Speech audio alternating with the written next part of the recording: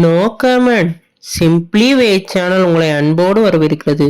இந்த வீடியோவில் நம்ம டிஸ்கஸ் பண்ண போகிறோம்னு பார்த்தீங்கன்னா, நம்ம விடாமுயற்சியோட ரிவ்யூ தான் இந்த வீடியோ நம்ம டீட்டெயிலாக டிஸ்கஸ் பண்ண போகிறோம். அதுக்கு முன்னாடி நீங்கள் இந்த சேனலுக்கு புதுசாக இருந்தால் இந்த சேனலை சப்ஸ்கிரைப் பண்ணி பெல் ஐக்கனோட கிளிக் பண்ணி வச்சுக்கோங்க. வாங்க நம்ம வீடியோக்குள்ளே போகலாம்.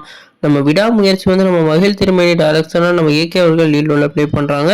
இந்த படத்துக்கு வந்து நம்ம அனிருத் அவர்கள் மியூசிக் பண்ணியிருக்காங்க.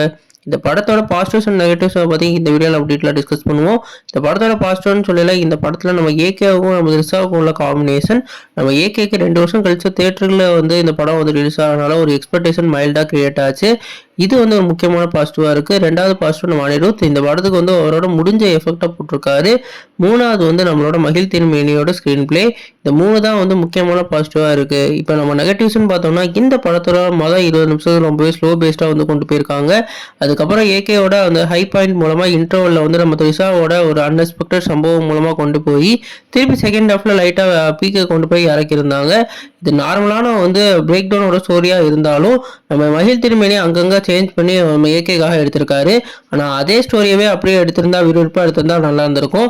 குறிப்பாக வந்து நம்ம அர்ஜுனுக்கும் அதே மாதிரி ரெஜினாவுக்கும் உள்ள போர்ஷன்ஸை ஃபுல்லாக ட்ரிம் பண்ணியிருந்தா இன்னுமே நல்லா இருந்திருக்கும்.